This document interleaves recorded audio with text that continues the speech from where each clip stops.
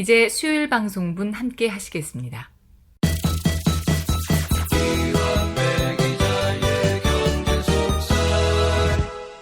민중의 소리 이완배 기자 만나보겠습니다. 이완배 기자님. 네, 안녕하십니까? 예. 자, 오늘 어떤 얘기 함께 할까요? 예, 어제 김동연 경제부총리가 드디어 공식적으로 부동산 보유세에 관한 적극적인 입장을 드러냈습니다. 제가 예상했던 것보다 빠르게요. 문재인 정부가 지금 보유세 문제에 손을 댈 것 같습니다. 사실 저는 보유세에 대해서 굉장히 강력한 찬성 입장을 가지고 있으면서도요.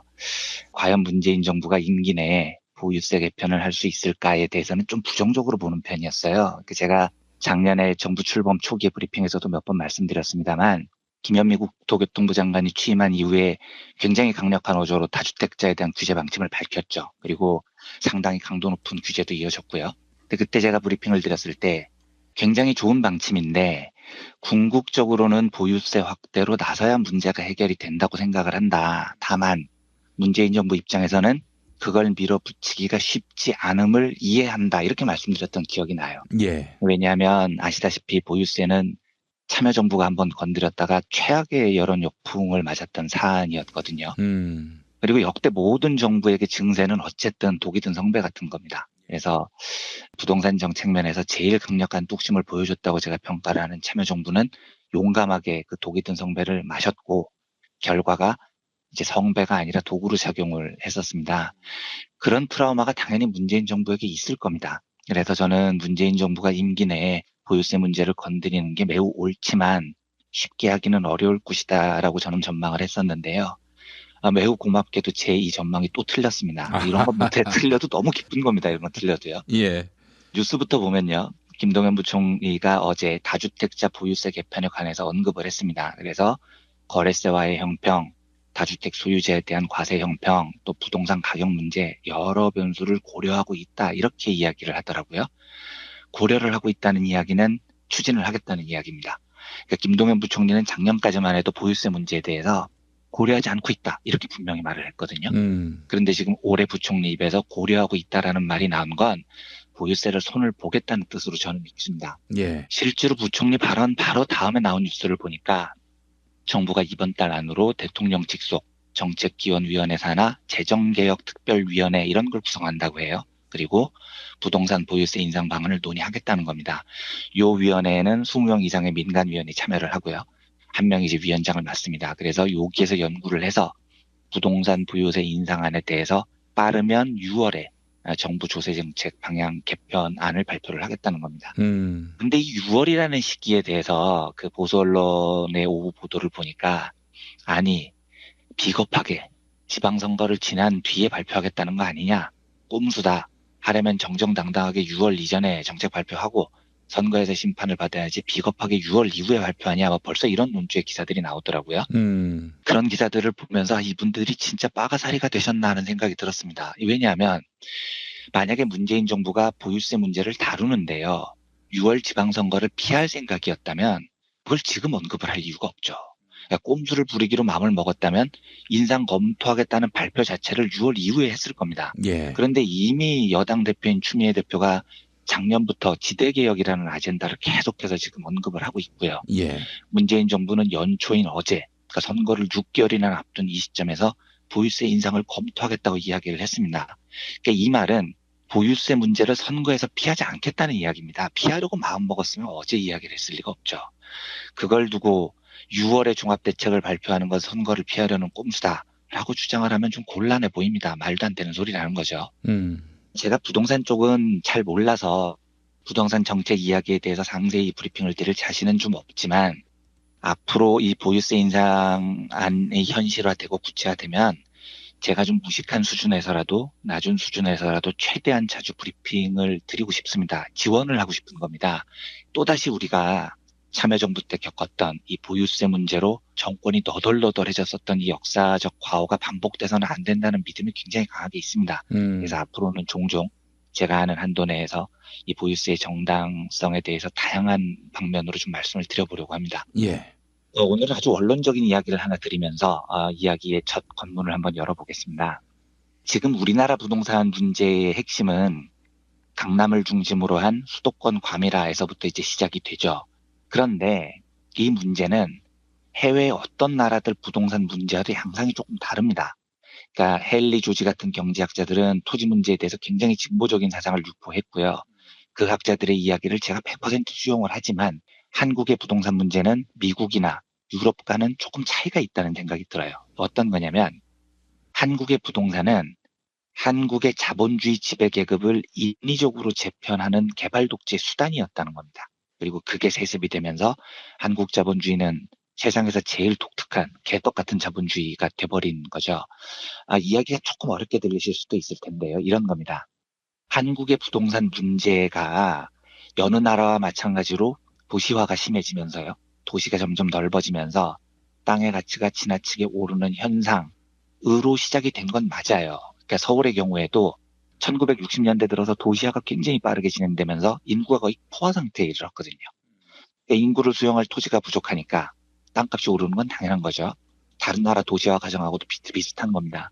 그리고 부동산 가격이 급등할 때마다 이제 어김없이 땅을 매점해서 비싼 가격에 되파는 투기가 판을 치고요. 그런데 우리나라의 특이한 점은 뭐냐면 정부가 넘쳐나는 인구를 어디에 수용을 할 것이냐를 정할 권한이 있었다는 겁니다. 그러니까 정부가 지도 한 장 딱 펼쳐놓고 자 여기 개발하자 이렇게 찍을 권한이 있었다는 거예요. 그러면 정부가 찍는 그 지역은 어김없이 땅값이 폭등을 했습니다. 이게 한국 사회에서 저는 굉장히 큰 변곡점이었다고 생각을 합니다. 도시가 자연스럽게 커지면서 땅값이 오르는 게 아니고요. 어디를 개발하느냐를 정부가 지도 펼쳐놓고 딱 찍는 게 엄청난 권한이 됐다는 거죠. 인구가 넘쳐납니다. 이 판국에 정부가 택지를 딱 지정합니다. 그러면 이 택지는 거의 완판이 보장되는 겁니다. 정부가 종이 쪼가리에 손가락을 딱 꽂으면 수천억, 수조 원의 부가 새로 창출되는 겁니다. 박정희 입장에서 이게 얼마나 대단한 권력이었겠습니까? 그러니까 1960년대, 1970년대 박정희가 강력한 군사 독재를 통해서 정권을 유지했습니다만 어떠한 정권도요. 그 권력을 지탱해줄, 지지해줄 강력한 계급적 기반이 있어야 됩니다. 총칼의 힘만으로는 그 권력을 유지하기가 쉽지가 않아요. 그렇다면 박정희 입장에서 자기를 적극적으로 지지해줄 보수층, 사실 뭐 역사적으로 보면 보수층이라고 하기도 민망한 꼴통층, 이 세 지지 개발을 확대해야 되는데 이 꼴통 지지층에게 아무것도 안 주고 나 지지해라고 할 수는 없는 거예요. 나를 지지하면 이만큼의 이익이 생긴다라는 떡고물을 던져줘야 됩니다. 그 떡고물이 도시계획이었다는 겁니다. 예. 서울의 인구가 이미 충분히 과밀화되어 있는 상태에서요. 한 군데를 딱 찍고 난 다음에 이 찍었다는 정보가 공평하게 공포가 안 됩니다. 중요한 정보는 이미 박정희 추종자들에게 다 미리 퍼져나갔던 거죠. 그래서 박정희를 추종하는 무리들은 개발 계획이 발표되기 전에 이미 그곳의 땅을 다 사들입니다. 그리고 개발 계획을 발표를 합니다. 땅값이 천정부지로 뛰죠. 박정희 추종자들은 거액을 유유히 챙깁니다. 당연히 그 돈 중에 위로 올려주는 상납금도 있었겠죠. 어디가 개발되는지를 알아내는 그 정보 하나만으로도 인생이 바뀌어요. 이 말은 박정희가 서울 도시개발 계획 권한을 이용해서 한국의 지배계급의 구도를 완전히 바꿔놨다는 겁니다. 내 말을 추종하는 자에게 부동산 대박을 안겨주겠노라. 이 한마디로요. 이승만 정권 시대까지 줄을 잃었던 지배층이 완벽하게 몰락하고 새롭게 박정희를 추종하는 세력이 사회의 주류가 돼버린 거죠. 그런 박정희가 집중적으로 찍은 곳이 바로 강남입니다. 혹시 청취자분들 중에 나이가 좀 있으신 분들은 기억하실 거예요. 70년대 초반까지만 해도 강남을 영동이라고 불렀었죠. 그랬죠. 예, 이게 왜 영동이었냐면 정부가 이제 1972년에 발표한 계획 이름도 강남개발계획이 아니고요. 영동지구 주택건립계획이라는 이름이었어요. 이 영동이라는 이름은 당시만 해도 강남구라는 구가 없었던 겁니다. 그러니까 지금이야 뭐 강남 지역이 강남구, 서초구, 뭐 송파구 이렇게 분할이 돼 있지만 그 당시만 해도 강남 지역 행정구역이 영등포구였습니다. 그래서 영등포의 동쪽이라는 뜻으로 거기를 영동이라고 불렀었던 거예요. 그러니까 강남은 70년대 초반까지만 해도 고작 영등포의 동쪽이었습니다. 그 정도로 미개발 지역이었어요. 압구정동이라는 동이 있었거든요. 그런데 압구정동 정식 행정구역 명칭도 영등포구 압구정동이었습니다. 근데 박정희가 여기를 지도에 딱 찍습니다. 그리고 72년, 74년, 3년 연이어 영동 지역을 개발 촉진 지역으로 지정을 하죠. 예. 여기 어떻게 하냐면 부동산 투기 억제세, 영업세, 등록세 다 면제시켜버렸습니다. 아, 그러니까 이 땅에 건물만 지으면 세금이 거의 안 나오는 지경이었어요. 파격적인 혜택이었던 거죠. 음. 영동 지역에 아파트를 짓겠다는 건설업체가 있으면 은행으로부터 주택 건설 자금을 융자받는데 이걸 우선적으로 돈을 빌려줬습니다. 그러니까 영동은요, 박정희가 정권 차원에서 밀어준 최대의 부동산 개발 프로젝트 같았던 겁니다. 박정희가 찍었다는 이유만으로요. 1973년에 영동의 인구가 5만 명밖에 안 됐거든요. 그런데 78년에 21만 명으로 4배가 불어납니다. 그래서 요것 때문에 75년에 이 지역이 강남구로 정식 분구가 되죠.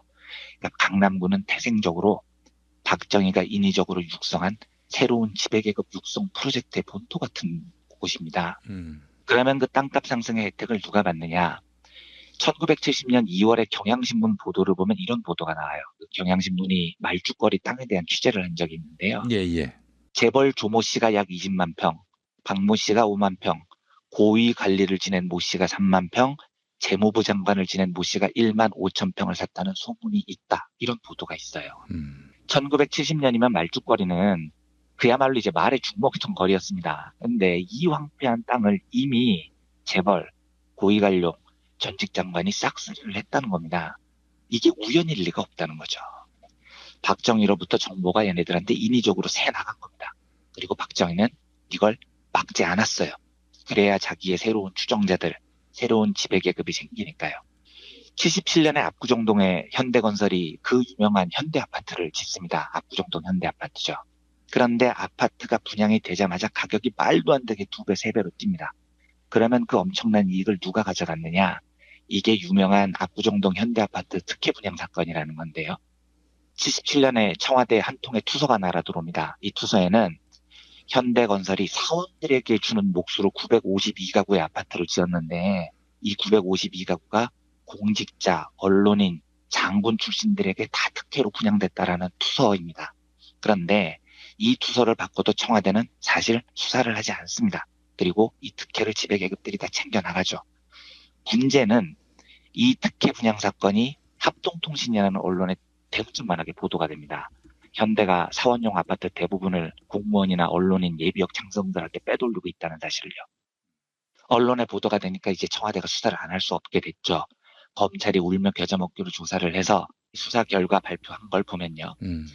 그 아파트에 대한 정보를 미리 빼돌려서 박정희가 의도적으로 양성했던 새로운 지배계급의 본토가 드러납니다. 박정희 빠들의 실체가 어떤 사람인지 드러나는 겁니다. 952가구 가운데요. 이게 전부 사원 아파트예요. 근데 사원들한테 분양된 건 300가구 채 안 됩니다. 나머지 600가구가 누구한테 분양이 되냐면 고위공직자, 차관 1명, 전직 장관 5명, 현직 고위공직자 190명이 거기에 들어가 있습니다. 국회의원이 6명이 들어가 있어요. 기업인들이 상당수가 들어가 있고 제일 황당한 건 언론인들이 37명이나 포함이 되어 있습니다. 이 사람들이 박정희에 의해서 부동산 지배계급으로 새로 떠오른 사람들입니다. 공화당 박삼철 국회의원이 2가구를 분양받았고요. 유긴수 의원도 받았고요. 김진복, 이범준, 그리고 야당 의원들도 섞여 있었어요. 한병채, 김명윤 이런 사람들도 분양자 명단에 이름을 올렸습니다. 네, 서울시제 이부시장은 아예 부정 개입한 혐의를 받아서 구속이 되고요. 성동지청 검사도 들어가 있습니다. 상공부 차관보, 국방과학연구소 세무과장, 심지어 주일대사관 참사관, 국립교양원 단원들도 있었어요. 순천향병원 의사도 있습니다. 그리고 특이한 게 이때 그 사원용 아파트로 분양을 한 건데 사원이 아니었던 현대건설 이명박 사장도 4채나 분양을 받았습니다. 그래서 이명박은 처남, 형, 이상득이죠. 장인 이렇게 이름을 걸쳐서 골고루 4채를 분양받았죠. 그리고 1993년 9월에 국회의원 재산 공개를 앞두고 뭐 캥겼는지 요거를 이제 날름 다 팔아서 차익을 챙깁니다. 언론인들이 무려 37명이 여기에 껴 있었습니다. 그러니까 그 전까지만 해도 언론은 정권을 감시해야 되는 사명이라는 게 있었는데요. 이때부터 본격적으로 언론인과 권력들이 유착이 됩니다. 동아일보의 조용철 기자, 서울경제 엄병윤 기자, 이 2사람은 2채 이상 분양을 받았습니다. 동아일보 이상하 기자, 서울경제 이강희 기자, 한국일보 문은모 기자가 분양권을 전매를 했습니다. 심지어 김상만 회장도 검찰에 소환돼서 조사를 받아요. 동아일보에요. 이름 다 아시겠지만 조선일보 정치부장이었고 나중에 국회로 진출했던 최병렬 씨. 도 조사를 받습니다. 아, 예, KBS 경제부장이었고 역시 국회에 진출했던 박성범 앵커도 조사를 받습니다. 동아일보 오너 김상만 회장의 아들이었고 당시 동아일보의 자금부장이었던 김병관 3대 회장의 동생이죠. 이 사람도 명단에 포함이 돼 있었습니다. 한 시대만 더 뒤로 와보겠습니다. 부동산 개발을 통해서 자기들의 지지층을 새로 형성했던 사례는 전두환 때도 마찬가지였습니다. 왜냐하면 이게 너무 편한 방식인 거죠. 그렇죠. 그냥 지도에 손가락 하나 찍으면 각하 목숨 바치겠습니다라고 충성맹세할 사람이 수천 명이 생기는 겁니다. 전두환이 언론 통폐합을 하면서 언론을 거의 찌라시 수준으로 전락을 시켰는데 그렇다면 언론인들이 이렇게 이야기를 합니다. 전두환의 탄압이 너무 거세서 우리가 힘이 부족해서 투쟁하지 못했다라고 이야기를 하죠. 그런데 그게 전적으로 사실이냐? 아니라고 저는 생각을 합니다. 전두환 정권 때 전두환 정권이 강남구 일원동에 기자촌 아파트라는 걸 짓습니다. 이게 정식 명칭이 기자협회 아파트였는데요. 기자촌 아파트 당시에 이 일원동 금싸라기 땅에 분양권을 내주는 게 정말로 일반적으로는 힘든 일이었는데 한국기자협회가 주택조합을 결성하자마자 이 아파트 건축이 승인을 받아요. 전두환이 그냥 내준 겁니다. 그리고 이 아파트에 누가 들어갈 수 있었느냐? 오직 13개 중앙 언론사에 일하는 기자들만 이 아파트에 들어갈 수 있었습니다. 아, 참, 예. 이거 그래서 이 아파트에 들어가자마자 딱 아파트 건축되자마자요. 아파트 프리미엄이 800만 원이 붙었는데 그 800만 원은 당시만 해도 웬만한 직장인 연봉에 가까웠었어요. 이 엄청난 혜택을 딱 13개 중앙 언론사 기자들에게만 준 겁니다.